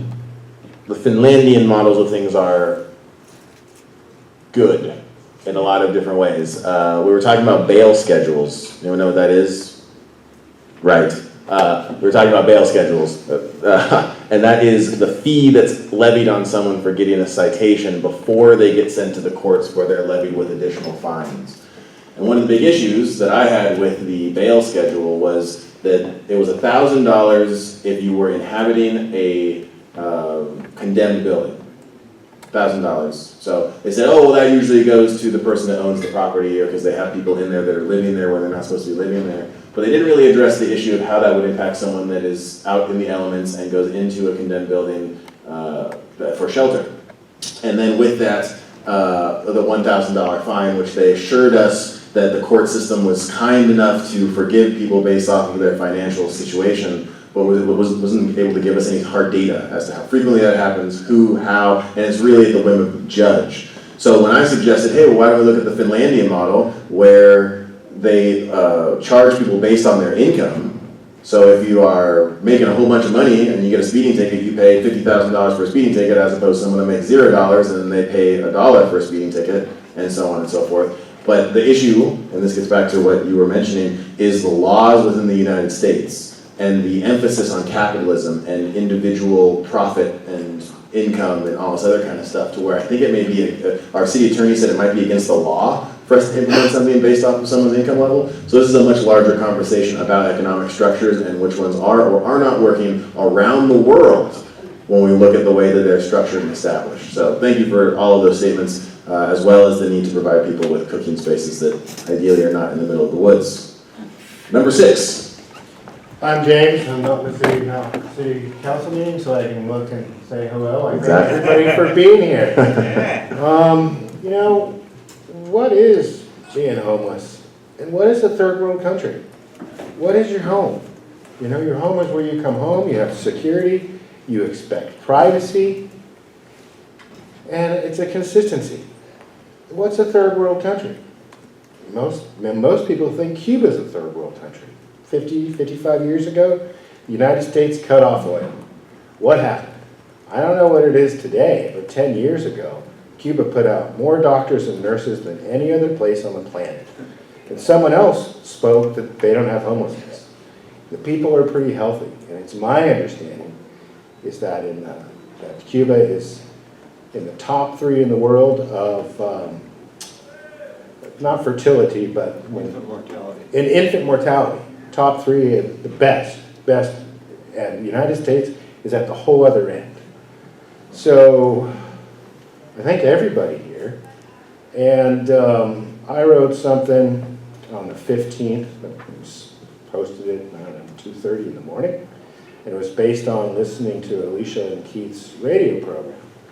Now I know at 6 in the morning, the police came and moved him out, and that's not a surprise to me, because I've read what Andy Mills has written, and he's got a tough job. He's got to be accurate and precise, and we could all point the blame at him. It might be accurate, but it is not precise. What else to say? I don't want to say too much, except that I wrote something that was really pretty bad, and it kind of implied that all of us are homeless. I may read it on Tuesday night, but I'm pretty sure you can look on my Facebook under James Ewing Whitman. And I think I wrote it, I could see that, 12:31 p.m. on the 15th. So I just thank you, Drew, and everybody else for putting this on. Thank you, James. Oh, here we go. Sorry, I'm not. So as far as suggestions for locations, yes. What about that field that's right below 701 Courthouse? And why can't we have more porta potties all over the city? Because the whole situation with who is really homeless and the security and the sickness, it really would, you know, what's wrong with having a porta potty every 500 to 1,000 feet? I mean, the 5G transponders are going into every, they're going into every city light pole, whether we like it or not. Thank you. That's a really interesting point. It's an interesting perspective, thinking about the permitting for 5G towers It was every 500 feet, I think, and then through the fighting, it got, or the advocacy, I think is the right word to say, it got put to 1,500 feet, I believe. So I think also to give the catch some props from what I said previously is that along with not opening up the Louden Nelson bathrooms, they did vote to recommend the placement of 2 additional porta potties in downtown. So at least that addresses 2 more porta potties, which could be, it's better than 0 new porta potties, I'll give them that. So props to the catch where props is due. You said a whole bunch of other stuff. Cuba, economic system, kind of, or what's going on with that, doctors, and citing the field. We're talking about San Lorenzo benchlands? Yes. So that was where Andy Mills decided to put a encampment along with the city manager a while ago, before the iteration of the Ross Camp happened. And that was to put it in the county's front lawn so that they would have to look out their windows and see it every day. I think it's a pretty powerful argument with regards to that. One of the main things that they push back on, they being city staff and some people in the community that really just don't want to see it there, is the potential of flooding. If there's a big storm, then what is the likelihood that it would flood the benchlands and potentially put people at risk? That's a very real concern. I would need to see some pretty solid and convincing data that there is the risk of us getting that much torrential rain that has previously flooded the benchlands in something that would threaten someone's life. So I haven't seen anyone provide any compelling documents or data that would show that, but it is true that sometimes we get really intense rain and it fills up the river. So that's a potential drawback. I don't know. Number 7. And now we can restart the stack again. We have 7 minutes remaining. This is a good group. Normally I have to stand here for 15 seconds every time and wait for someone else to say something. Anyone else have anything to say? All right, we have 1. Actually 1 and then 2, because he was waiting before. 1 and 2, and that should bring us to maybe the end. I don't know. We'll see. Take it away. Okay. First of all, I just want to say, cover a couple of comments that were made. I think are a little disingenuous. One about 20 years at the city manager being there 20 years, and why are we just now getting to this? Well, the simple answer is the Armory. The Armory was the solution for all these years until it closed just, a couple years ago? Mm-hmm. Okay, so it's not just, a neglect on the part of the city, city management. Second, the thing about the Salvation Army costing so much, these programs, there's more than just tents there and so forth. They do provide they do provide services, transitional services from what I understand. And, we talk about a living wage and benefits and so forth and so on, and then you see things online about, oh my gosh, they get benefits. Well, which one do you want? Do you want, the workers to be covered? There are not that many. In fact, one of them happens to be one of my tenants, and she's on Section 8, and she's working there. Okay, so there is a certain cost. There's no fact that I can see over at the camp. These things, dealing with this type of clientele, just takes a certain amount of staff time and other services. So I know it's fun to talk about the 9, and it does seem excessive, and I think there's ways of possibly spreading that money out that might be more efficient, but I think they're doing the best they can for what they have. The other thing is, this concept of plateaus that Brent brought up is very interesting because there seems to be this demand for 200 to 300 spaces to shelter. Yet in the city alone, the numbers are 800 homeless, 2,100 in the county. So we should be turning this around. Look at the other, what's the flip side of the coin here? I'd like to see an audience behind us of homeless folks and ask them, why don't you want to go into the shelter? Or the other 600? What is keeping you from going and seeking shelter? Okay, so is it really a crisis, a shelter crisis, or is it something with a pathology of the homeless folks out here that avoid going to shelter? That discussion, I've never heard it, and I think it needs to be done. And speaking of pathology and warning everybody, I'm going to make a racist statement. Oh my dear God. Why is this a white people's problem? It's not racist. It is racist. I'm singling out a group. Well, it's not racism though. Okay, the Latinos, you brought up the Latinos. They're killing it. they're somehow able to live in the highest housing market in the country, the world, everything. Yes, they're not in the Taj Mahal, but they found a way to solve this problem. White people? What's the pathology with the white people? Anyway, I've never seen that discussion. You've never seen the discussion of pathology of white people? The pathology, what's the pathology with white folks and homelessness? And why is it the predominant homeless class? Okay? Let me throw out a few little things that, you know. Can I answer your questions first and then, yes. And just to get back to it? So the statement about disingenuous statements or comments with regards to the city manager. You are absolutely correct that the Armory was the solution up until a few years ago, but that provides us a few years of buffer time to figure out a solution or something that's credible. Also, the decision to fence off parks and close those off in the dead of winter after closure of another shelter facility, that's problematic in my perspective, which is what caused the creation of the Ross Camp, is because of the poor policies that were supported by and or enacted by staff, especially during the year of 2018. So I don't really believe it's disingenuous, personally, because if you look at the pattern and the timeline associated with it, there should have been, with that much experience and time, the opportunity for us to not be dealing with this right now. Now, your statement about wanting to have a room full of people that, let's go to the cost first.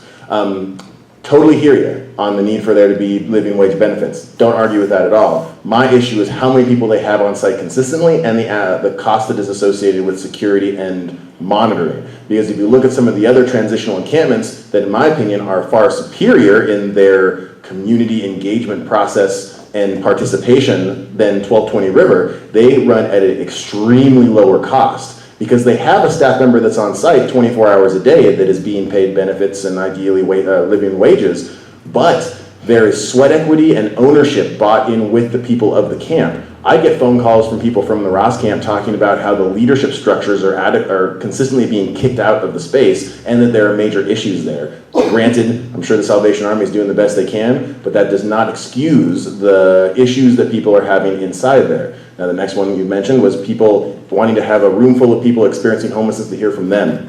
I work directly with people that are currently experiencing homelessness and that don't want to go into the camps. I meet with them, I talk with them, and a couple of things. Someone mentioned theft. So people stealing their belongings. You go into the winter shelter, your stuff isn't secure, you're in a space that is confined next to other people that you don't know, that may have behavioral issues, that may have histories of assault or other kinds of things. So if you have to choose whether you want to go into an overcrowded facility, thank you. I also got a chance to look at this, which is the survey that was done by the Community Advisory Committee on Homelessness as to why people may or may not want to go into shelter services. The top ranking issue, number 34, was they're too crowded and afraid of getting sick, bed bugs, or lice, or can't sleep with the snoring.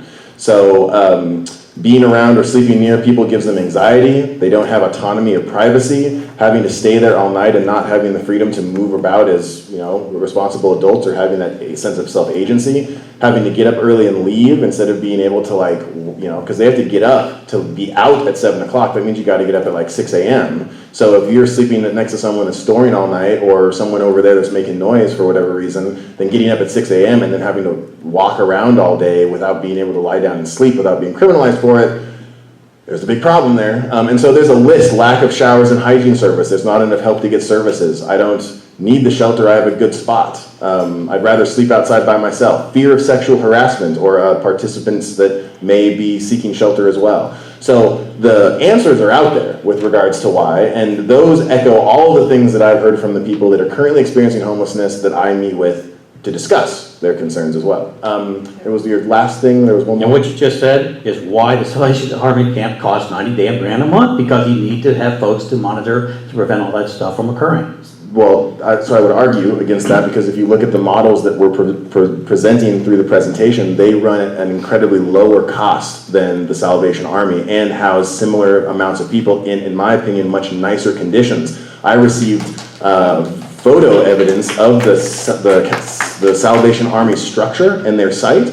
The tents are not 10 feet apart, which was the the fire code violations, which were cited to close the Ross camp. There are tents there are tarps that are covering the tents, which was the fire chief's main concern, supposedly, was that tents and tarps are flammable. So if there's an open flame, then all of a sudden they're going to explode and then it's going to cause this, ring of fire. But why is it that the Salvation Army run camp, which is funded by the city, which has a bunch of problems that people are complaining about, including no access to showers and issues of accessing potable water, why are their tents crammed together with that same kind of issue of fire safety? So it seems problematic, hypocritical, strange for all of these things to be an occurrence that when it's a city-sanctioned lot, it's okay, but when it's not a city-sanctioned lot, then it becomes a health and safety hazard. So there's a lot of problems that are associated with that. Well, again, I'm going to keep coming back. It's a city-sanctioned lot with city contracted employees to handle all of those issues. But lastly, I don't want to just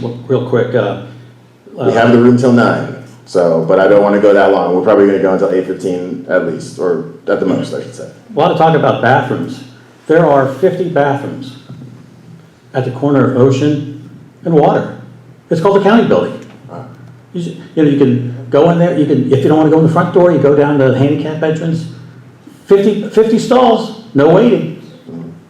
Sure, it's not open after 5 o'clock, but it is at the crossroads. It is at the crossroads of the majority of the homeless folks here. Yeah, but, so you don't go to the bathroom after 5 o'clock? Of course they do. Well, so I go about 10 times after 5 o'clock. So how? I don't know, man. I urinate a lot. So how does that argument work then? If there's 50 stalls, then. But during the day, there are adequate bathrooms during the daylight hour. That's a very. You're taking a big issue. I'm not saying it solves the problem. And going like that, but all right, go ahead. Yeah, but also much talk about Louden Nelson, about the city. It's like, hello, 50 baht again, just a couple blocks away. Anyway, we can debate that, but I just want to throw that out there. Always great to have you. Yeah. And then let me throw another suggestion. I think I put it on your survey. The flea market, managed by, guess what? Goodwill, community service organization.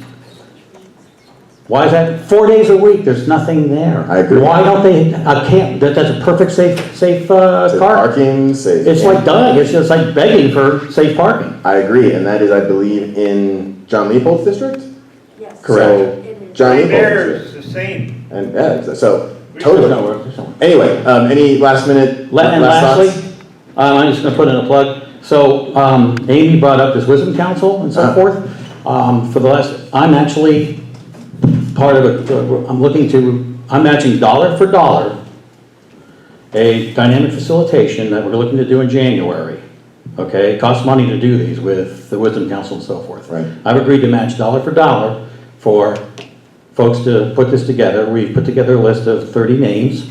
However, we were starting this like 3 months ago because some of us in the community are frustrated with the pace and progress of what's going on in the homeless discussion. And I'm willing to write a check, okay, to kick this can down the road. However, there's been a lot happening in the last 3 months. There's just pop-up discussions. Evan Morrison has his thing going on at you've got yours. You mentioned it earlier, there's just over and over and over again. What I'm looking for, and I'm looking for suggestions to what topic can we solve, or there's a good opportunity, there's a good topic to solve for this wisdom council that we are putting together in January. Well, if anyone has any I'd like to hear. please. That's not being covered already. Right. Well, thank you. I appreciate it. Thank you, Darius. Okay, I want to just prioritize you. I'd love to hear your perspective first. I know you're number 2, but come on and be number 1. Yeah, he can wait. It's okay. Also, while you make your way up, Lunamar Harder says, follow the lead of unhoused folks and support their solutions. No one knows what homeless people need more than those who are actually homeless.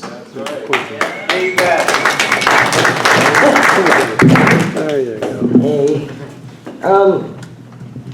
after that last one, I'm not really quite sure what to say, but I, being Mexican, do not have all the luxuries you think we do. I'm 62, been living on the streets for almost 5 years. 4/20 will be my eviction date. I worked at Whole Foods for 8 years, lived on the property for 9 years, got $200 behind on my rent, because I paid everything by myself. My rent went from $1,050 a month to $1,265 in 4 years. Boom, San Jose. So I came here.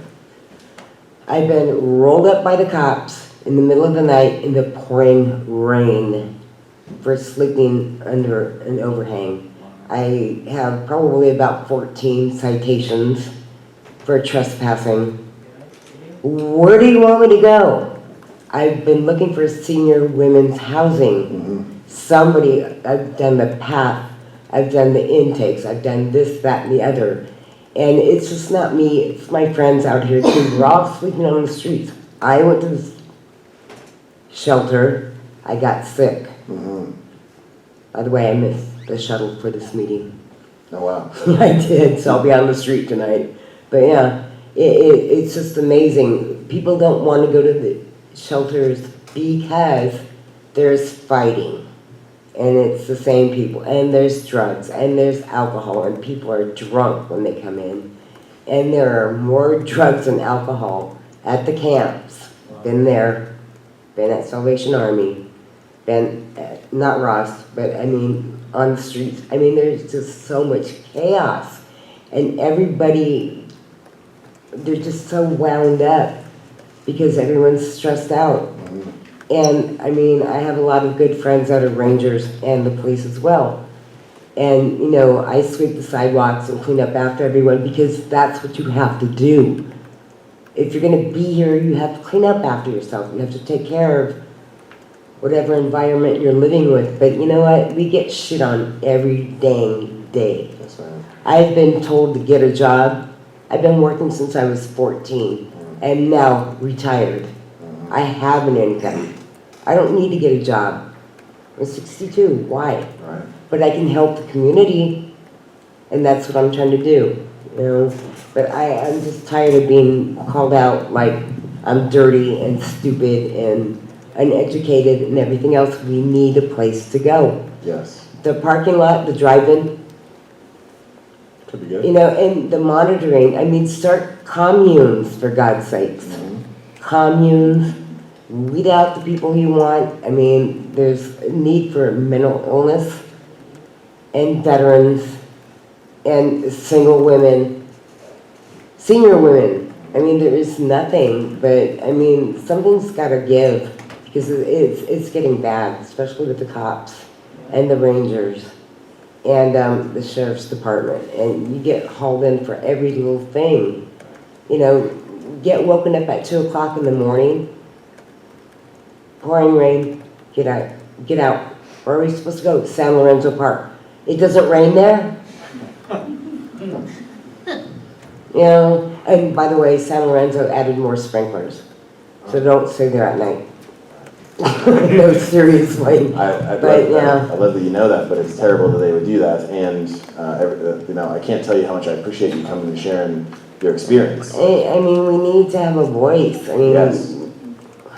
Not all of us are drug addicts and alcoholics and anything else. I've worked hard all my life. And I'm not out here because I want to be. I'm out here because I got evicted. You know, I just couldn't afford it anymore. So, anyway. Well, don't leave. I'll see if I can try to find you a way to the shelter, or if you don't want to go there, ideally some kind of other solution. I have a roommate that's a crab apple, all right? They put me upstairs. She's crabby. Right, well, thank you. And again, I don't know if you have to leave or not, but if you want to wait till the end, I'd love to talk to you more, because I try to be your voice on the council. Absolutely. I mean, it's like I said, somebody's got to do something. You know, I love Santa Cruz. Originally, I'm from Santa Barbara. So it's pretty much the same. But it's like people need outlets. They need to be able to go somewhere where somebody will help you. You know, I've gone through Encompass. I've gone through, you name it. You know, Walnut Avenue, everywhere. It's like, yeah, okay, we'll get back to you. I'll be dead by then, but that's cool. Not One cool. less homeless person. Not cool. We're going to do everything we can to make sure that doesn't happen. So thank you. And again, if you don't want to, don't leave. Yeah, big round of applause for her.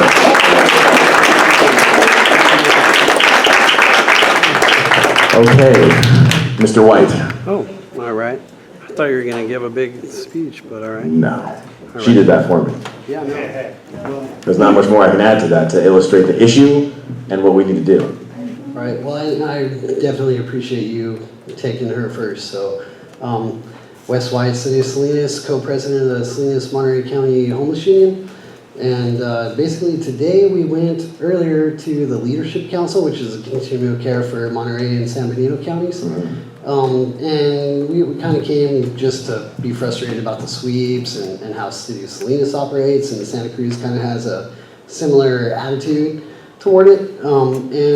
During that, I mean, we mentioned the idea of organized space. No matter where they're at, just as long as pee-poo, trash, and food is in this place and they're not doing drugs in front of anybody, you got no health and safety risk and you got no probable cause. So pass them over, leave them alone. You know, if they maintain space and they're respecting the environment, now sign them up for cars, the HMIS, you know, sign them up. Now they're harmless because you identify them. They're not homeless, they're not scary, suspicious, oh my God. They're people you know, and they're people that have needs that you've assessed. And we've already figured out that there's nowhere for anybody to be. Everybody's at capacity. Even if you have funds, you can't move in anywhere. I mean, I got a master's degree. I can't move in because I don't have 6 months employment of pay stubs. So I'm in the living room. But luckily I got power and a shower. So that's a huge step. Legitimizing people. They got to have permission to be somewhere. And where they're at is a good starting point. And if you got them sign up in the continuum of care, then it's like you can do the spot check, and now people can get paid for case managing and go field rep. Go field door to door, tent to tent, person to person. How you doing? Well, okay, we're at this step. Hopefully, you know, a lot more support can happen that way. But legitimacy to just keep people where they're at. And if you don't like them where they're at, then open up Ross. Open up, you know, get it going. But just simple respect and dignity off the top. You know, people need a warm place, a dry place, 24 hours a day. This tent thing getting done, you know, overnight and not during the day. 24 hours of shelter, man, that's a human right. You need it. Food, clothing, shelter. Those are 3 basic essentials. And we're not treating people like people when we don't do that. So appreciate all your efforts. Appreciate you. So, I know all our clocks say 8:10, that clock up there says 8:15. Are there any other burning comments, questions on people that haven't spoken yet? Yes, please come and join us. That'll be our last speaker. Yes, my name is Stephen Oftermauer, and I don't have any answers. I have a situation. There's 2 houses in Santa Cruz City that's going to be torn down in April. And I contacted the city about it, and the city's actually part of the development situation. Anyway, they basically, my idea was to take the 2 houses that are going to be torn down and turn them into like 12 to 14 mini houses, cut them down, and I found a church that's willing to pay for half the cost of doing it. And the city, I talked to the county, and they basically said that there's nowhere to put them. So my situation is there's somewhere to put these 14 houses. And the way the county said, as long as there's no electricity and there's no plumbing, so there'd have to be like a bathroom. But somewhere to put 14 mini houses, 12 to 14, that pretty much could be paid for.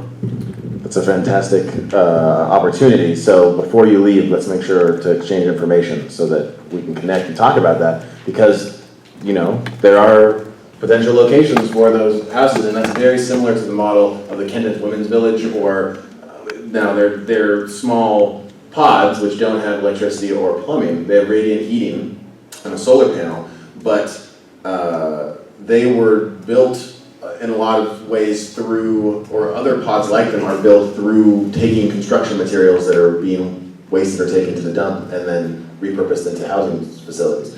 So the question now is, well, we have the access to potentially 14 small little sleeping pods, which is exactly the model of some of the other villages that we've looked at here. Where can we put them? There's the site that they just kicked a whole bunch of people off of, which could be a potential location. Is it possible? what does that look like? Are there empty lots that are for lease? Are there places that the city can work towards acquiring? You know, so all these are really big questions, but I'd love to know the specifics and the characteristics of the small houses that you're talking about, the square footage, what they look like, how tall they are, the materials they're made out of, and then we can start working together on finding a location for them. Thank you, Stephen. Unless there's anyone that hasn't said anything, we're going to call it a night. Going once, wait for it. Can I just ask a quick question from my seat? No. I'm sorry. We're gonna, if we haven't spoken, then we will prioritize you right now. Otherwise, we're gonna end because we are coming up on 15 minutes. All right, come on up. Specific population, you know, social science approach is better. We desperately need women's shelter. I mean, some women would actually agree to be at the police place for safety reasons.